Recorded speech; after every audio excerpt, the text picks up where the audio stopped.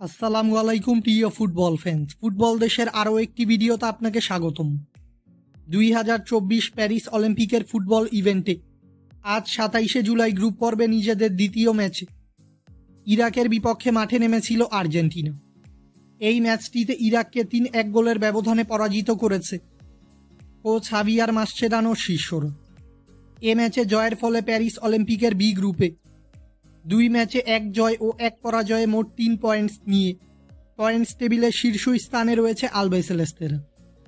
আজকের এই ভিডিওতে আলোচনা করব অলিম্পিকে আর্জেন্টিনার পরবর্তী ম্যাচ কার বিপক্ষে এবং ম্যাচটি কবে কখন কোথায় অনুষ্ঠিত হবে তা নিয়ে।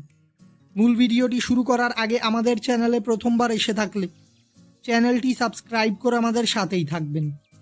প্যারিস অলিম্পিকের গ্রুপ পর্বে নিজেদের শেষ ম্যাচে এবার ইউক্রেনের বিপক্ষে মাঠে নামবে আর্জেন্টিনা। বর্তমানে প্যারিস অলিম্পিকের ফুটবল ইভেন্টের বি গ্রুপে 1 ম্যাচে 1 পরাজয়ে পয়েন্টস টেবিলের তলানিতে রয়েছে ইউক্রেন।